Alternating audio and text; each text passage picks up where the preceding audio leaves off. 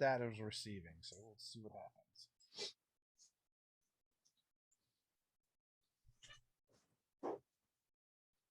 Hello and welcome to Nerdarky, for nerds by nerds. I'm Nerdarky Dave, and today I am joined by not Marty Forbeck, but Matt Finch. Sorry about that. No worries. I just looked out. It's been one of those days, folks. We had the power flash here, and it just came on before we went live, and my computer does not like to turn off and back on. It thought it was done for until however long it could get away with. Matt, if you'd be so kind to introduce yourself and tell people a little bit about you. You've been in and around the industry for a long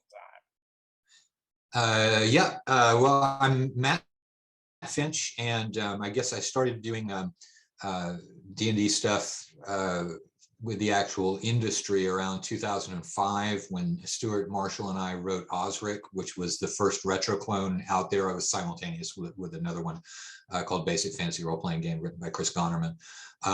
But that was basically what got some of the older editions out into the open game license. And so it started the sort of cottage publishing industry of games that were not actually third edition D&D or D20 system, which was all that was available at that point. And then after that, a couple of years later, I wrote Swords and Wizardry, which is a retro clone of original Dungeons and Dragons. Joined Frog God, been publishing since then. So dates back to about 2005, 2006. And I guess I should say I'm starting or restarting a game company that I've had since back then, Mythmere Games.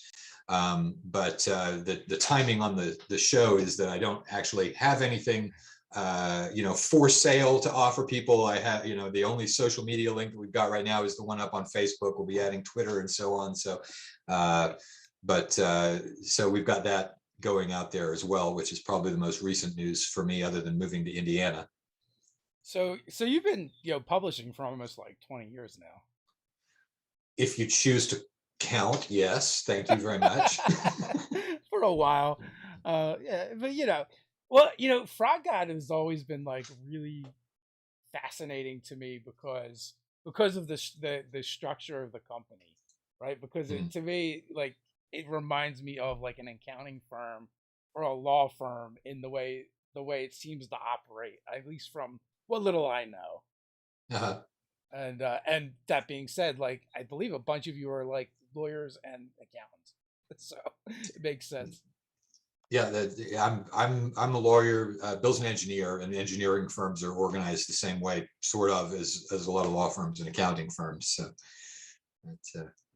So, are you currently playing OSR games? Is that your kind of go-to? Yes. I mean, I don't have a face-to-face group right yet. Like I said, we only just moved to Indiana, but mostly what I play is, original D&D, Swords and Wizardry, type of thing. And then for science fiction, usually classic Traveler. So yeah, I mean, I like the games that have the open-ended rules. So when you start creating products, what is there? Do you want to do like your own OSR again, or are you going to create things for existing ones? What is the plan for Mythmere?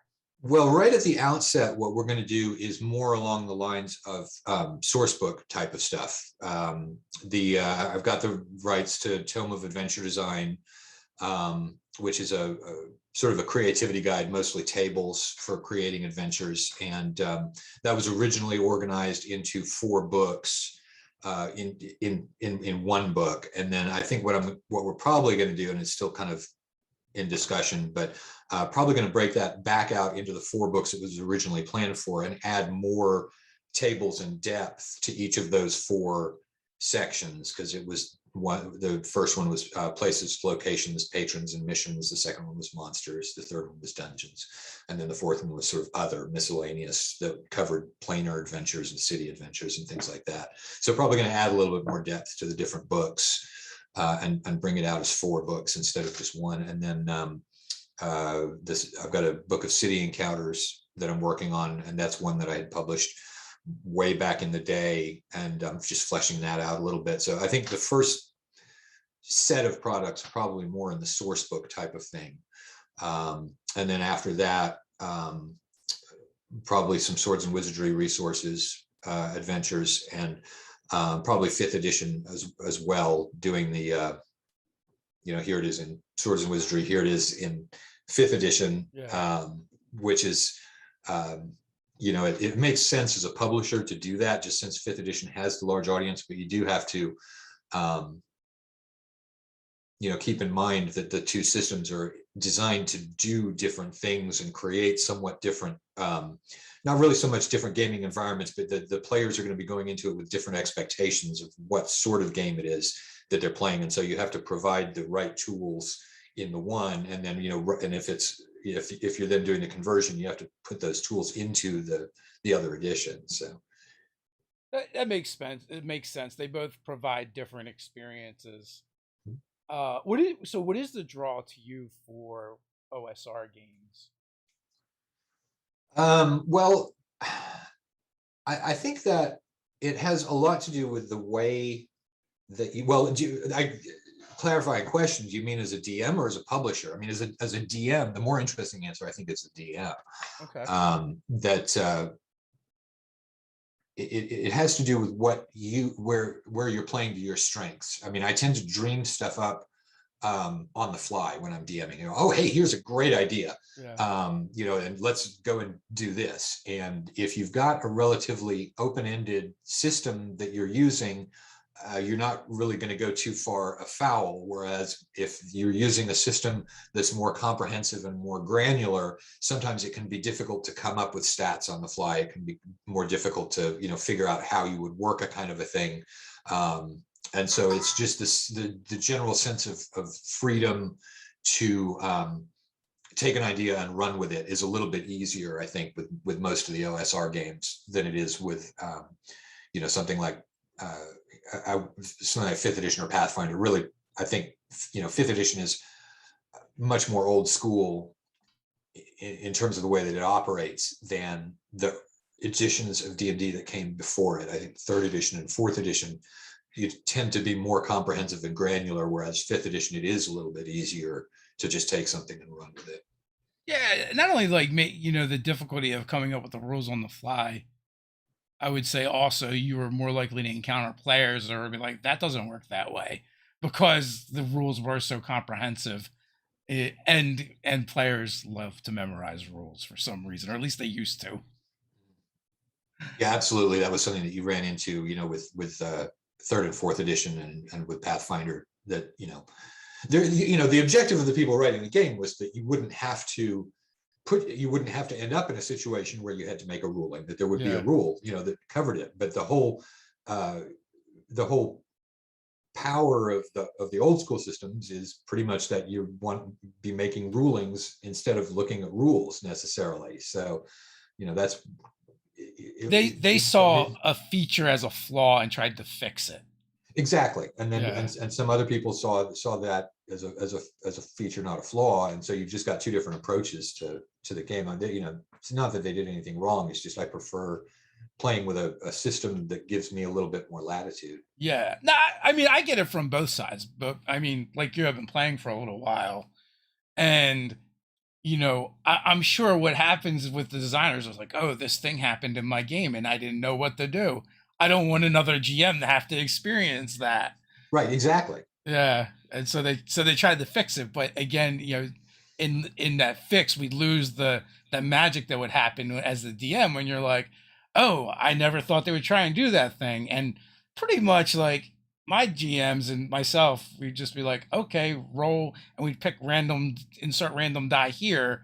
And depending on how improbable that number that came up was, we would determine what happened.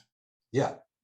And I mean, I tend to give players a rough probability of here's what I'm about to roll if you do that, so that they can in their head not be faced with there's a lot of moss on the wall. What do you do? Well, what do I think my chances are? Well, there's a lot of moss on the wall, and like, I mean, definitely, I remember games where I'd be like, I want to beseech my God, and the DM would hand me a D100 and be like, here, roll an 01, Well, and because that maybe was in he'll the hear you. rules. That was actually in the rules. The things Yeah. that some of the old school systems did decide to put in the rules were kind of unusual decisions about Yeah. that. Oh, You was had that even in the you rules? I don't even remember. Yeah, there was a thing for calling on divine intervention in the first edition Advanced D&D DM guide. Yeah. Now it's just a feature, right? In 5e. Yeah. At 10th level, you just have a chance, and then once you get to 20th level, you can just do it once a week or whatever. Mhm. Which is kind of cool about 5e. Is like I like that they kind of like went back and pulled some of that stuff from the Mhm. previous editions.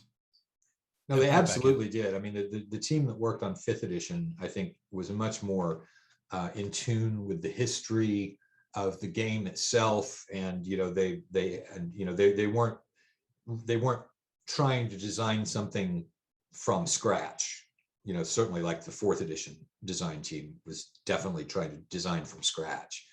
So kudos to the fifth edition team on that. When I didn't even actually know they were making another edition of the game. To be honest with you, we hadn't been paying attention, and like the basic rules dropped. They told people 2 years ahead of time and did a play test all over the internet, I stuff know. going back and forth. You were really not paying attention. No, not at all. Well, you know what? Before we started doing Nerdarky, to be honest with you, like we just gamed in our own bubble. We didn't really go online for resources. Very rarely. Like maybe to like some of us might go to N World or something. But it wasn't that common. We didn't go to conventions.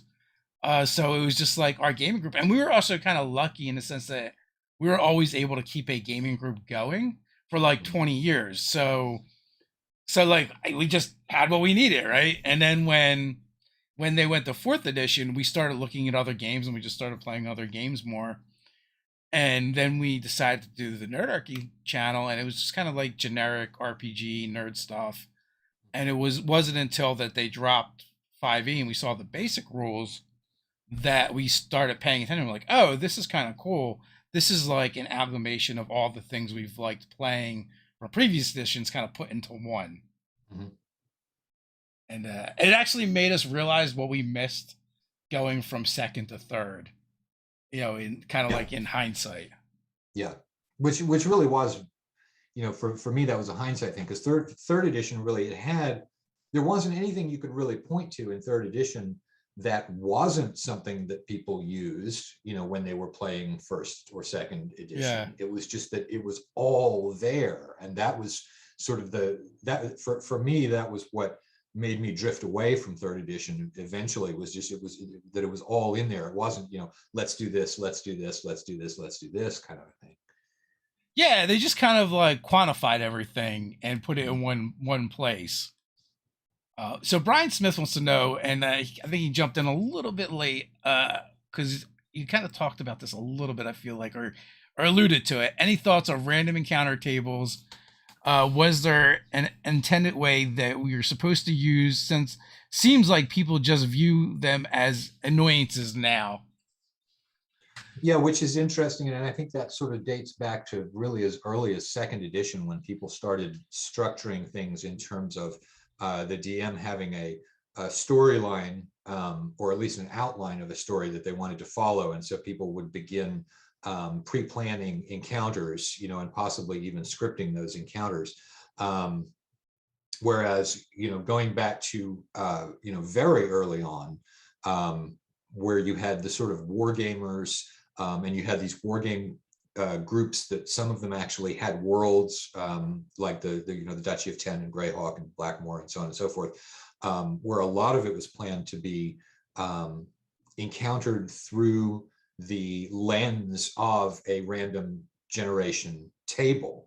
I think that they're, and it depends on your game, really. I mean, I view random generation tables as being something that you can choose to use or not use, depending on whether your creativity is flowing at the table at the time. But one of the things to keep in mind is that the very earliest iterations of D&D had an internal sort of scoring system, a lot like a video game. you had, experience points and gold, and it was just, you ran into what you ran into, and and that came a lot from random generation tables, and it was just a matter of building up your score, leveling up, so on and so forth, and all of the role playing and the other stuff was the extra fun that you did while you were doing it. And then the image of the game begins to shift, roughly during the Dragonlance era of second edition, when people start thinking to themselves that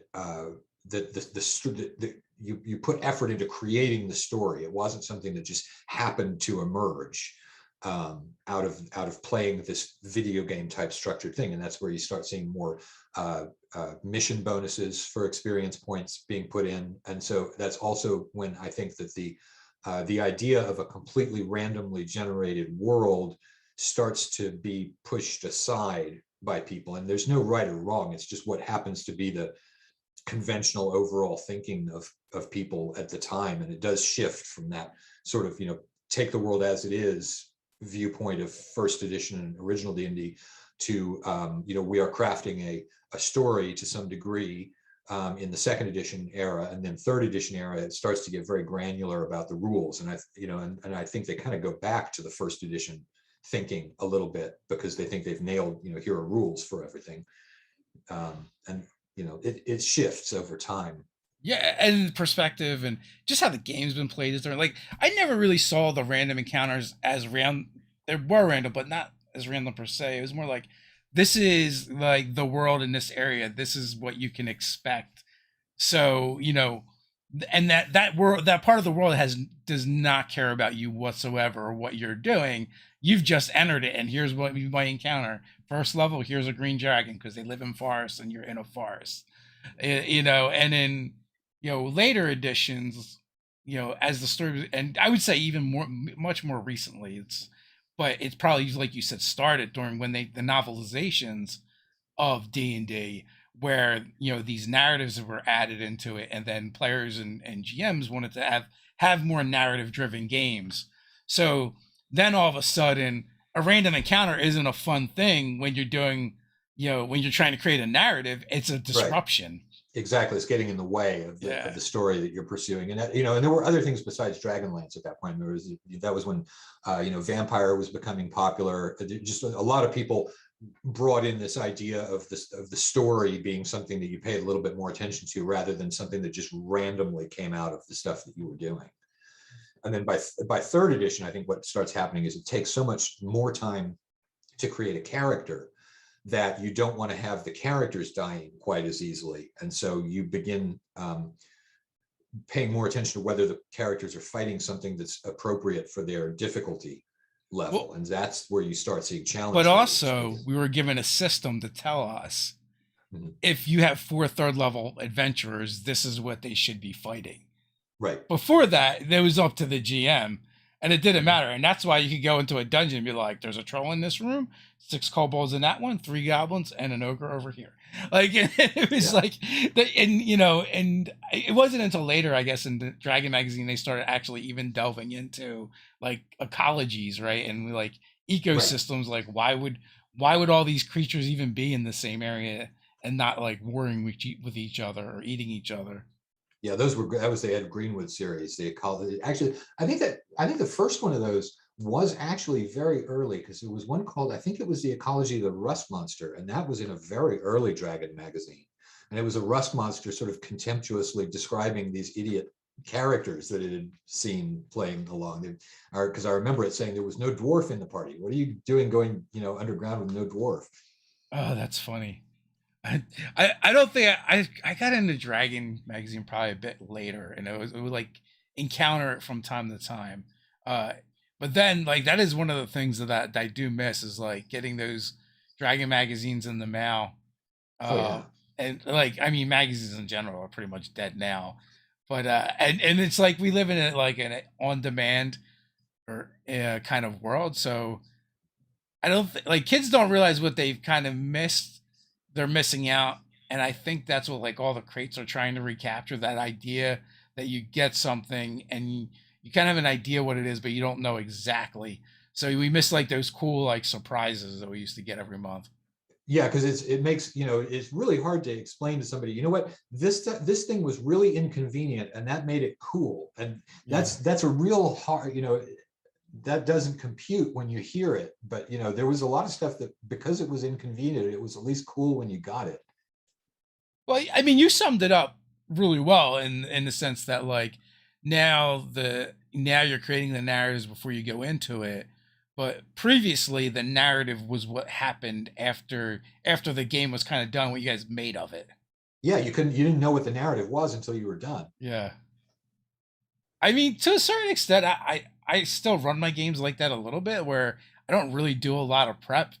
I just have like a couple ideas to throw out there, and then I just kind of respond to the players. Mhm. But like that, that has just come from like I used to write like full on adventures, like it was a module with my own Yeah, flavor text, and then like I got tired of writing that stuff and never using it. yeah, So, and I think inevitably what happens is you end up running a game and you're unprepared because you had a busy week and it goes right. fine, and you're just like, why do I spend hours and hours working on this? Exactly, because then you also do the one where you spend a whole lot of time, detailing a particular area, and they take one look at it and they're like, nope, let's go off and follow the dog that we saw running down that trail up toward the hills.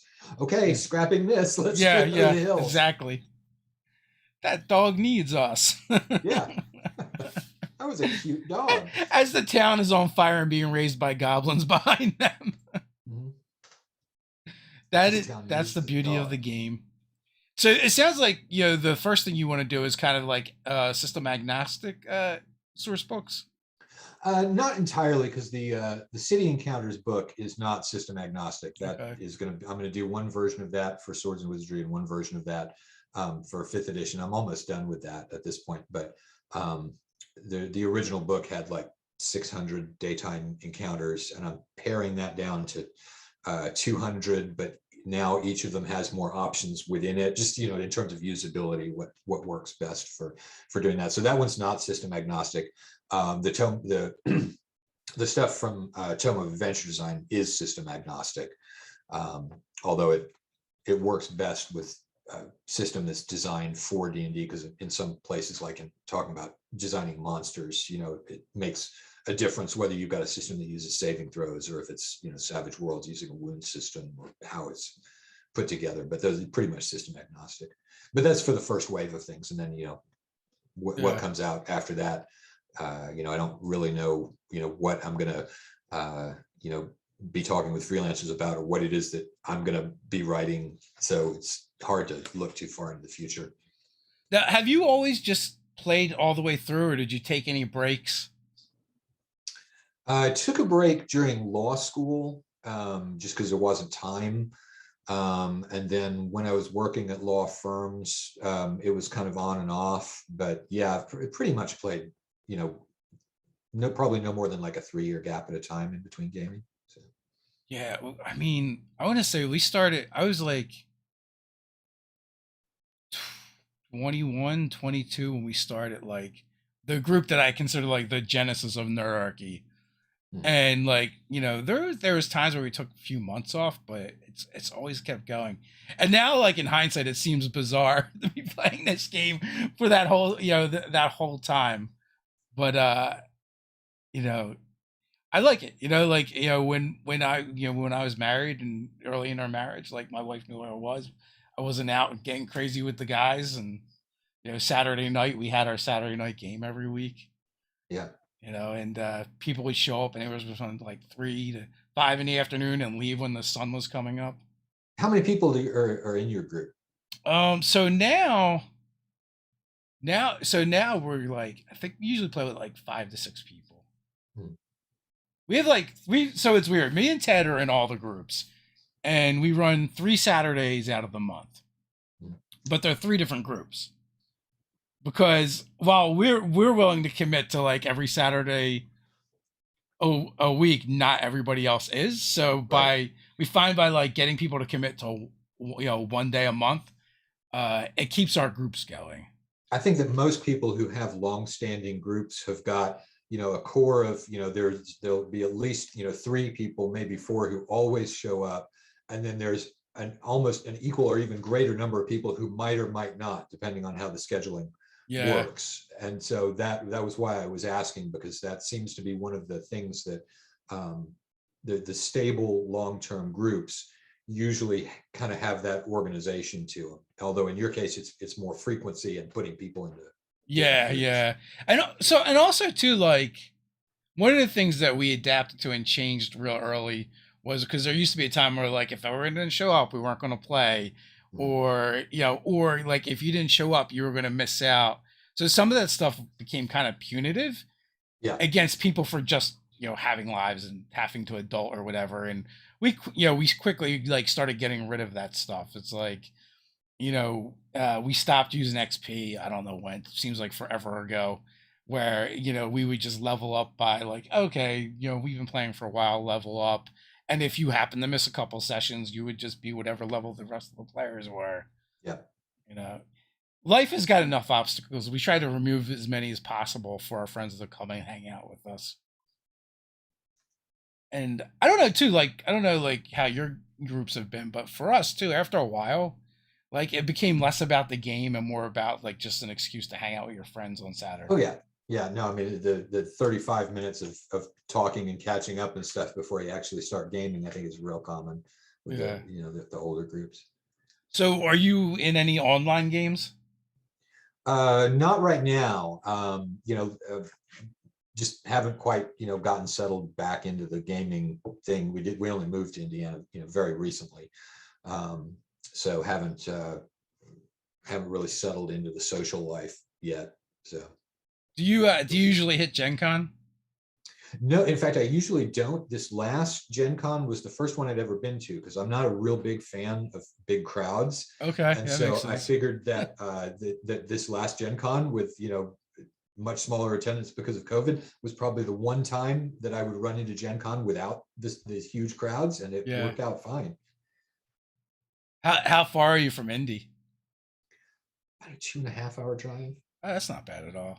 Yeah, no, no, it's great. Yeah, me and the wife drove in, but it was like a 10.5 hour drive. Yeah. Yeah. Too bad I didn't know you were there. Would have looked for you. Well, yeah, we were at what was the name of the hotel? The Omni or something like that. That's where we were.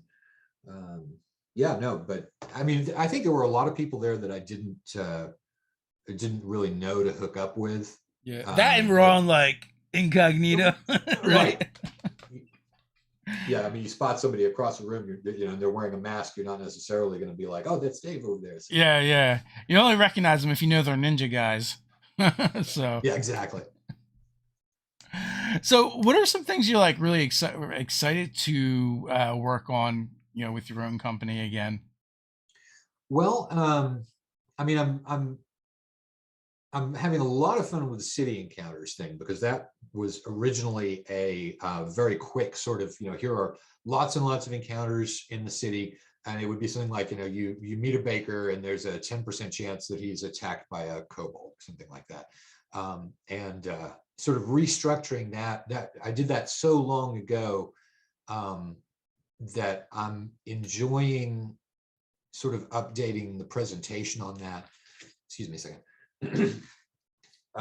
Just updating the presentation on that now that I've been, writing for many, many years from the time that I originally did that, and applying a little bit more of, what I've learned over time to that one. And I'm looking forward to adding the new tables to the Tome of Adventure Design stuff as well. Although I've done some of those, and there's a little bit of trepidation there about, am I going to be able to improve this? We'll see, but it's exciting to work on stuff. So Do you prefer being a player or running games? running games, yeah, I don't have the attention span um, to be a particularly good player a lot of the time. Definitely one of those guys who pushes buttons and pulls levers and eventually dies. Especially since I usually play a magic user, which is not the right character class to be the person who's pushing the buttons and pulling the levers. So. Especially if you're playing OSR games. Yeah, exactly. I mean, I am that guy when I'm a player, so it's probably best for me to be behind the screen where I can do no damage. Yeah. I can definitely emphasize. I'm definitely one of those players as well. I hate sitting there and talking about what we're going to do. Well, Mhm. so at a certain point, while the other players are doing that, I'm probably just going to do something stupid. Yeah, I managed to restrain myself from doing that, but I generally catch it, before anyone has a chance to say, "Let's not push that lever over the." Oh, too late. Yeah, yeah. In the one game, I was just playing a dumb barbarian, and we encountered brown mold in a cavern, and the GM explains it's really cold. So I'm like, I know what I want to do. I want to strike up a torch and create some heat, and it all starts expanding. It's fine. You need some extra you need some extra drama in the game. That's what I keep telling the other players, and they just seem to frown on it sometimes. Yeah, yeah. Buttons and levers are there to be pushed and pulled. Eventually, they're going to get pushed and pulled. There's no question. It's just a Yeah. question of when and who and how. So did you run games at Game Hall Con? Yes, I did two at Gamehole Con.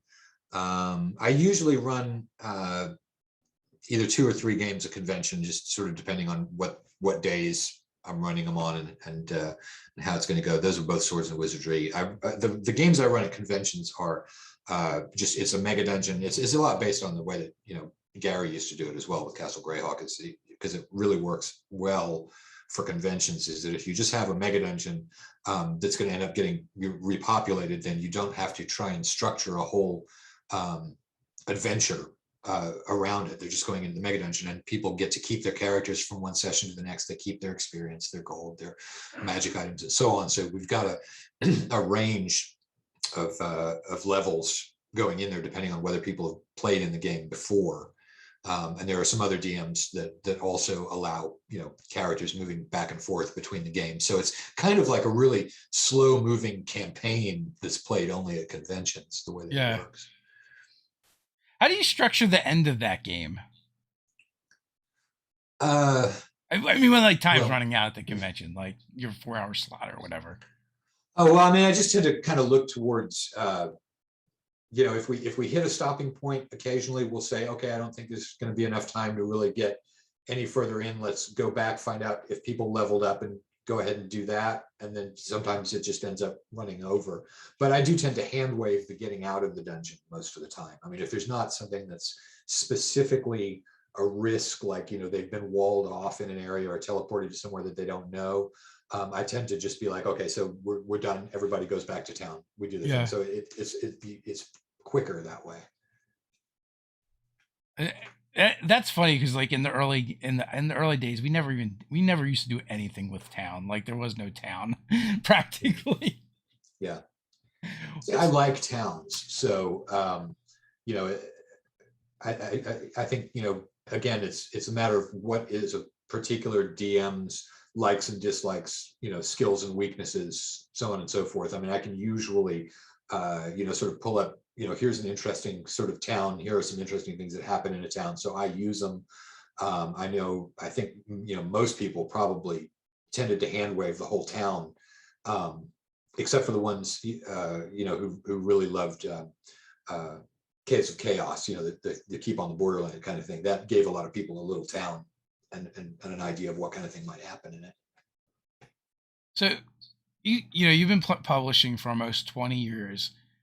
20 years ago, did you have any idea the industry would be where it is now? No, I mean, I think the real surprising thing there is the popularity of 5th edition and getting into the mainstream. That's something that I don't think anybody really expected to see.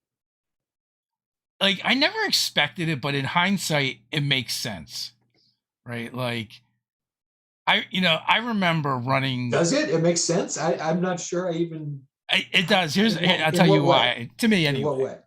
So I started running, or when we were running, I guess I don't know, for me, it'd be like 24, 25 years ago. I was running games for my friends. I was a young adult, but a lot of my players I was the oldest. My players were younger than me. So my youngest brother is 8 years younger than me and was in high school. And he might even been in junior high at that time, actually. And my brother-in-law, Ted, is younger than me because I'm married to his older sister, and he was in high school. So when we started playing with that group, so we would draw players from my friends and their friends, right? So you'd have all these age groups. And then as they aged up and went to college, we'd get those as well. So what you started to see more of was the theater kids come in, the LARPers come in, right? And then it only made sense, right? Like those that crowd would also be drawn to this hobby. Sure. And some of them would go on to pursue that as a career, right? And that's why it's infused in like a lot of the pop culture, because those kids grew up and now they're writers. They're working on sets, they're actors, right? As we're seeing now, and as it's become more socially acceptable, they're all coming out and also infusing the work that they do, into life, and art reflect each other. So that's why, to me, like I never expected it, but in hindsight, it's not. In retrospect, I don't think it should be as surprising. Yeah, I guess I agree to not being surprised, but I think that it's still unusual. It's not what I would have expected. Oh, for sure. No, I 100 back then, like it was like Fight Club. The first rule about playing D&D and gaming was we didn't talk about it. That you played D&D, yeah. It was not cool, and you were definitely not going to be scoring dates that way. Yeah.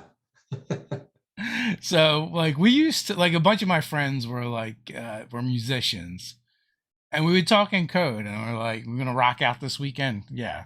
Right. And so, and even like, we've talked about it on the channel, where like you're looking for other gamers and other players, and pre-internet, like you're looking like, oh, that shirt is kind of nerdy, or you're looking for clues to determine whether or not you should feel somebody out and out yourself to them or not.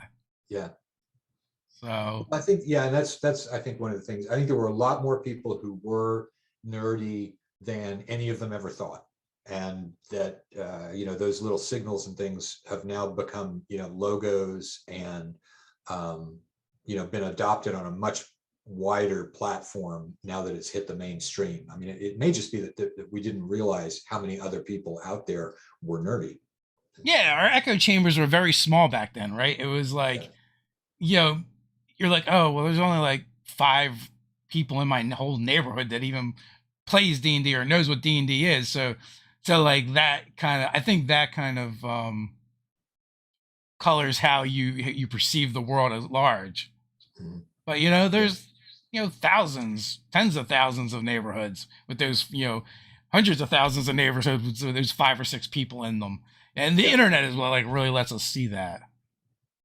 Yeah, no, I think that's right. It's just that the total number was, you forget how many neighborhoods there were with those 5 or 6 kids in it. Yeah, because like I'm at, like, I don't know about how you started playing, but for me it was like older kid in the neighborhood introduced me to the game, right? And matter of fact, like they had trouble because of their friends. There'd be like maybe one or two people that were willing to play the game, so Yeah. they would actually recruit the younger kids in the neighborhood, because we all looked up to them thinking they were cool. We didn't know they were just nerds at the time, right? But it worked.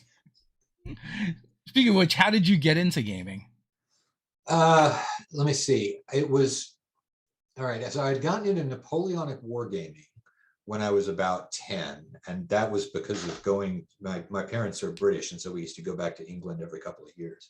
And I ran across, wargaming was bigger over there than it was over here. So I ran into Napoleonic wargaming, and so when we got back to the States after that vacation, I started looking in the model stores and so on and so forth for the wargaming figures. And that, and again, so anyone who's any younger than you or me is not going to remember, but it used to be that the game stuff didn't used to be sold in comic book stores. There didn't used to be such a thing as comic book stores. What you had was model stores, and they sold the models, model rockets, all kinds of other crafty stuff. And this was just a sort of a type of store that you saw out there. And that was where the D&D stuff was sold. It was also where any wargaming stuff was sold. So I was going in looking at the wargaming stuff. When I was done looking at the wargaming stuff, there were these books over here, and they were fascinating. There was a monster manual there, and this is in 1977 or 78. And so I was looking through the monster manual, and I could sort of tell that it was some kind of game, but it wasn't in a box and it didn't have any dice with it. It was just this book out here. And so just that was what I knew. And then when the Holmes Basic set came out in, I think, 78, that was a box and it was put on a thing and it said Dungeons and Dragons on it. So that was like, okay, this is the game that I've been looking at this interesting book for.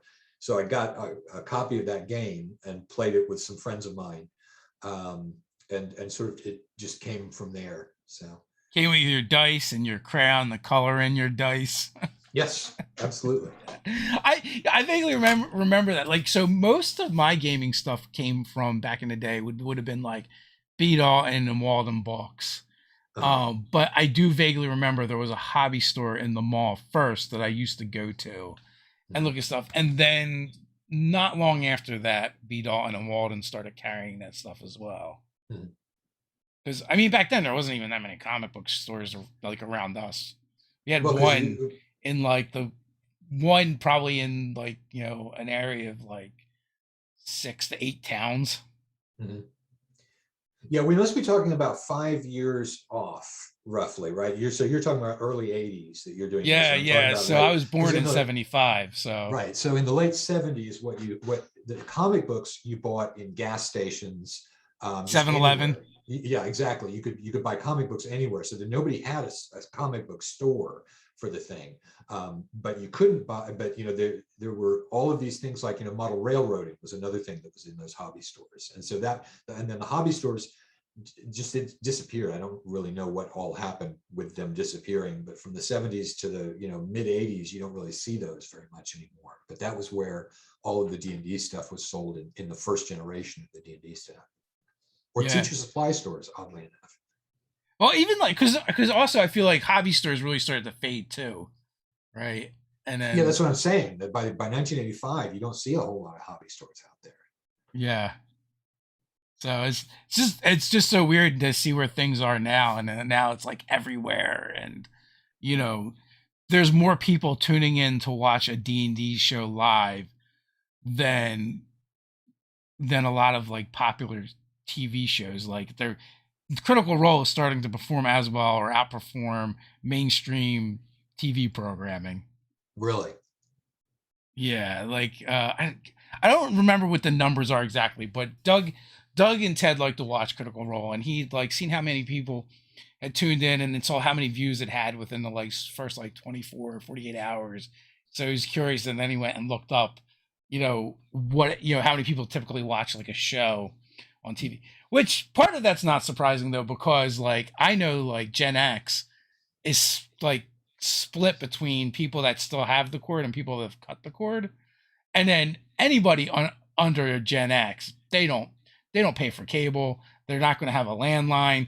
Like, you know, they're like, that was a big deal in my household when I was like, we're not doing this cable thing anymore, and we're getting rid of the landline. And my wife is like, what if there's an emergency? I'm like, every single person in this house has a phone in their pocket.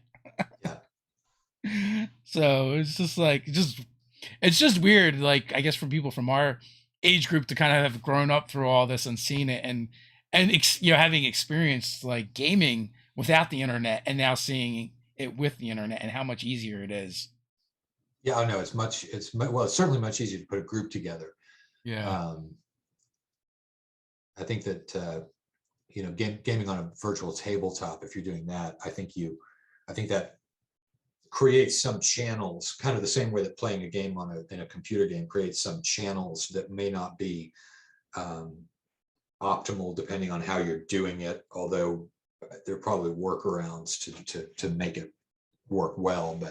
But in terms of being able to actually, you know, it's way better to be playing a game you know, using a platform that channels you into certain ways of playing than it is not to be playing at all. So there's that. Yeah, and Challenger in the chat says yesterday Twitch stream was almost 100K watchers for Critical Role. Wow, that's amazing. And that's not the only platform they air on. Yeah. So and that's like double the size of what I remember them doing. You know, back sort of when they were first getting really popular. They would have audiences of about 50,000 thereabouts, I think. Yeah. You know, and who knows? They might be doing the same numbers over on YouTube as well, or close, or you know, even Yeah. if they do half as much, that's still a lot. It's a lot of people watching people play D&D, and also too, like watching a D&D game is not like watching other forms of entertainment. I mean, you're like that's like a 4 or 5 hour commitment. Yeah. So It's I mean, it's an interesting form of entertainment because it's, it's certainly not like playing the game, and it's not really like watching sports either. It's really fairly unique, which is interesting. I mean, I don't enjoy watching people play, even live at a convention. I'll walk over to a table, I'll listen into what's going on for a couple minutes, and then I'll just wander off. So it's not, even live, it's not for me.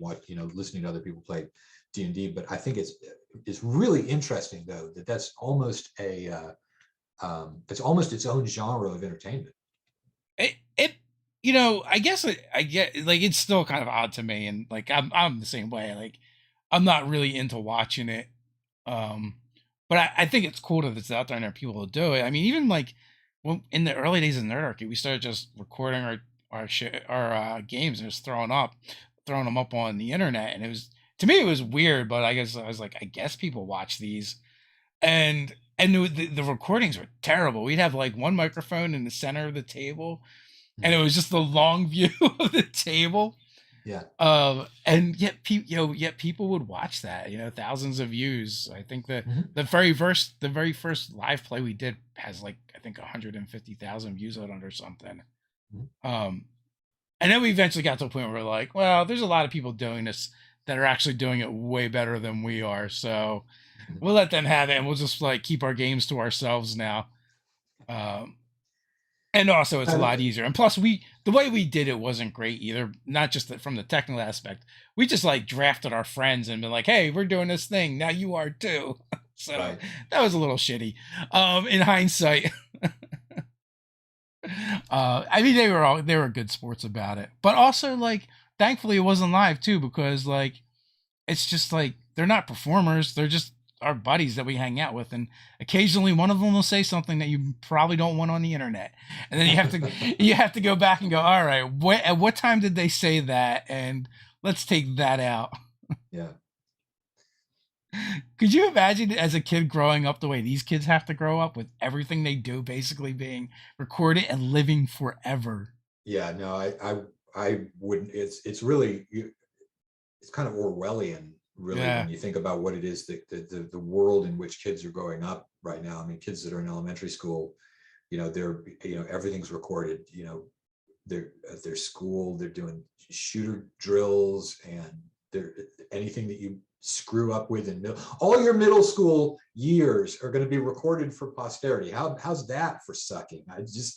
I know, it's so terrible. Like, it's such an awkward, awful age. I know, nobody does anything right in middle school. It's, let's record a whole generation's, But like all the stupid stuff we used to do as kids, and be like, I know, let's jump ramps with our bikes, but even better, you 5 people, you lay on the ground in front of the ramp, and let's see how many of you I can jump over. It's amazing any of us made it out alive. Yeah, it is, really, when you look at it.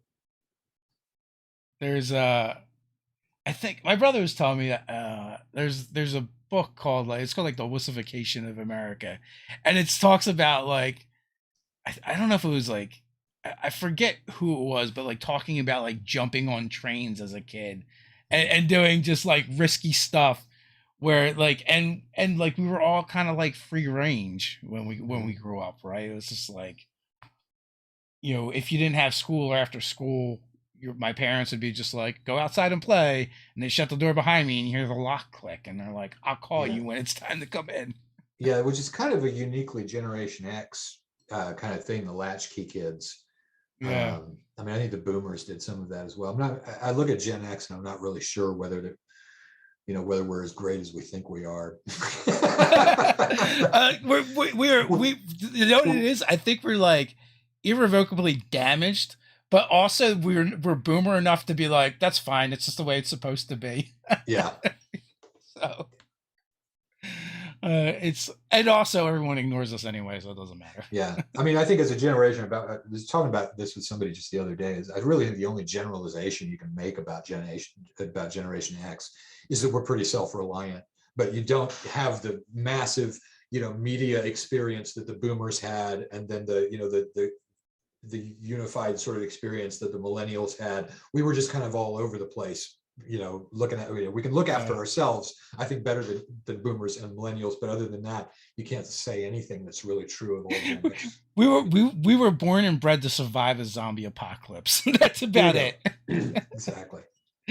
I also is like I think it feel like it was like the last generation where college made sense as far as being affordable. Yes. Yeah. Which is a weird thing. Yeah. It is a weird thing. Like when my wife went to school, she worked and paid for her tuition, and it was still a thing you could do. Now, now it's almost impossible. Yeah. No, there's no way. Unless you're getting scholarships. College is so expensive. Yeah. What are you gonna do? That's why we retreat into the game world. Yeah. So you said for sci-fi you play Traveler, for fantasy it's kind of OSR D&D type stuff. So do you play is there any other genres you like to dive into?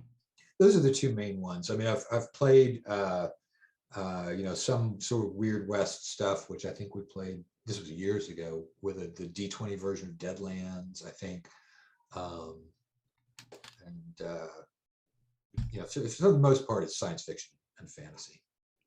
So there's enough play in those to fold in all kinds of different things. Well, that's true too. With Mythmere, do you pretty much plan on sticking to fantasy?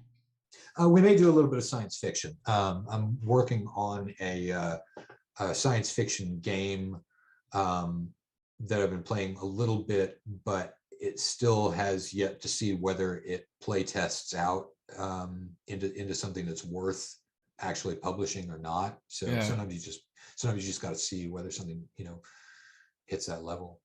I'm in a stream game that's like every other week called Vast Grim, and it's a Morkborg hack. I don't know if you've played Morkborg at all. No, but I've looked through the book. Yeah.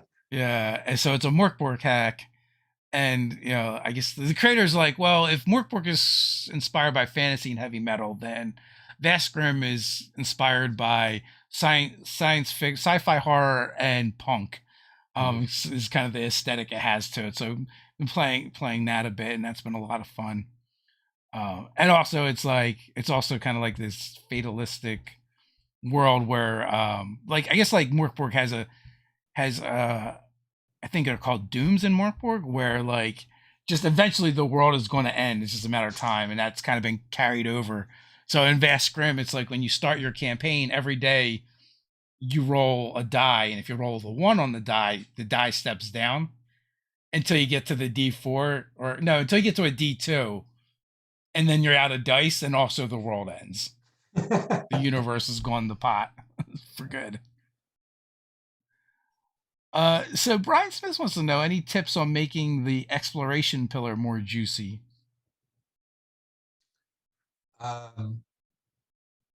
That's going to depend on which system you're talking about, really. Since you mentioned the word pillar, let's assume we're talking about 5th edition.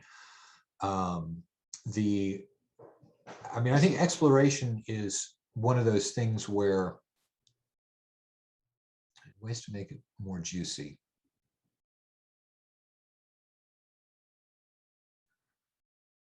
I don't know. I mean, I'm sort of drawing a blank on that. When we used to play, I mean, I think one of the things to answer there would be, one way of doing that as an overall approach is more randomness. And I'm not necessarily even saying that's the best thing or that that's advisable, but I'll tell a story from when we were playing back in middle school to give you an idea of it. So Judges Guild, which was one of the large publishers back in the day, had this book of hex maps that were just blank. It was just little hexagons on there. And so we got a copy of one of these from a model store, like we were talking about, and proceeded to randomly generate the world in which we were playing using the random terrain generation that was in the first edition Dungeon Master's Guide. And just we were doing a hex crawl and we would find out what was there. And it ended up with us drawing coastlines. And so we entirely randomly generated the entire campaign that the characters were in. And so that's one way of juicing up the exploration side of things, is that it's literally that even the DM doesn't know ahead of time what's necessarily going to be there. And that makes it exciting for everybody at the table, not just the players. And that's one of the things I think this is a general tip, is that if the DM always remembers that they are a player, they're there to have fun, they're playing a game. I think you get a lot more out of the game when you've got a DM who's got that attitude to things, rather than somebody who's like, well, it's my week and it's my job to do the game for everyone. So I have laboriously put together this set piece for you. That if they're just as interested in finding out what's going to happen, and what kind of wildness is going to ensue, you're generally going to have more enjoyable, game sessions. So there is a slightly off target answer to the question. I also feel like, maybe earlier games were better at the exploration part of the game, because, like, the more granular a system is, the more the player looks at their character sheet. Yes. And exploration is better when it's the players just coming up with ideas and figuring out how to poke and prod things, and how to explore them, right? Not how to explore them instead of how to solve it with their character sheet. I think you get more bang for your buck that way as well. Well, going back to the thing where we were talking about how a virtual tabletop can channel the play experience, right? One of the things about virtual tabletop is that you generally are going to be using one scale, which is going to be 5 feet per hex, because that's the standard, and that's since that was standardized in third edition, that you use 5-foot squares, right? So that causes the DM to tend to design things for a fairly close-in, compact map. And you're not going to have the sort of sprawling, then you go 100 feet this way, 120 feet direction this way, 110 feet that way. When you had when you had less standardization and as many pages as you wanted to use for the scale of a dungeon, you tended to see, I think, at least with many groups, the approach that first we're going to go in and we're going to do the reconnaissance. We're going to go down a bunch of hallways. We're going to find out what the shapes of these things are. We're not going to go into any rooms necessarily early on. We're just trying to get a feel for how this place is put together. And so you have a slightly more strategic as opposed to tactical view of this dungeon that you were going into. But that relied on a bunch of things. For example, having a mega dungeon at all is not something that people would necessarily expect now. Now it's a specialized, we've got a mega dungeon, campaign going in here, but mega dungeons don't really make sense. And we've got a more of a storyline that you guys, that I've got for you guys that you can explore into with the politics. And it's more effort to just go out on your own as a player group, because the DM's having to do a lot of preparation. The players are having to do a lot of preparation relative to earlier editions, where you didn't have to spend as much time doing prep time. The amount of prep time that people do for games nowadays really causes particular results in the way that the game is played later. And I think one of those is that there tends to be less exploration, because if your DM has spent a lot of prep time preparing whatever it is that they have prepared, you're not going to go and explore somewhere else, because that's rude. And that sort of social compact, I think, is, it's not necessarily bad things that have happened to the game, but there are definitely changes that have happened to it over time. Do you use more theater of the mind or terrain in your games? Theater of the mind. And I think that's another thing that lends to it as well, right? Like, if it's theater of the mind, that just means it's open-ended in a sense. Whereas if you're playing with terrain and you show up and the table's covered with all this dwarven forge, it pretty much, what you're doing tonight. Yeah, exactly. You're not going to be like, but let's not go into this dungeon. Let's go and explore the nearby tombs. Yeah, You're not going to do that. I mean, obviously, somebody spent a lot of time, and and so money. So, yeah. like, I mean, I kind of like the way Matt Mercer does it, where he does set pieces and he brings them out on a piece of plywood. Mhm. They're already kind of built, so that feels a little bit more organic to me. Mhm. I don't know how much it is, but it seems like a nice way to do it. So, and it's also not this like overwhelming like thing that's on the table. Like even when we use terrain, we do that. That's our style anyway. We kind of zoom in and out. So it's Mhm. like all theater of the mind, and then like an encounter happen, and then we'll like break out the minis and some terrain or something. Mhm. Yeah, and I mean the way that I do it when I'm playing at a table, at the house is, I'll put out a battle mat, chess X battle mat, and I have or had some fairly low uh, walls, Mhm. but they are not the sort of dwarven forge full height type of thing, because when you're looking, I feel like the higher walls get in the way, especially if you've got wider and wider it gets, the more difficulty you're having seeing. And so just sort of putting those down on that grid, and marking stuff. And so it's very informal. I think that I can, you know, I enjoy the stuff that's more artistic too. And in fact, on the YouTube show that I did, where I was doing adventuring, I was using full on terrain. In fact, the walls were higher than regular because I was, moving a camera around on the inside of the terrain. Um, but when I'm doing it, it's exactly the same thing that you talk about. You zoom in from the focus. Now we're doing theater of the mind, and we're talking about a thing. Now we're down, here with the minis, and here they are. So So all good stuff. Also, too, like when I see one of those huge Dwarven Forge setups that look fantastic, I'm like, wow, that looks like a lot of fun to play in. But I'm oh also yeah. like, wow, I would never want to run that. So, so we were like 10 minutes past. I know we started a couple minutes late, but I want to thank you for coming on. Final thoughts before we head on out. Nope, it was a really really fun sitting and chatting, and good session. Yeah, thank you for coming on. Really appreciate it. Until next time, everyone, stay nerdy.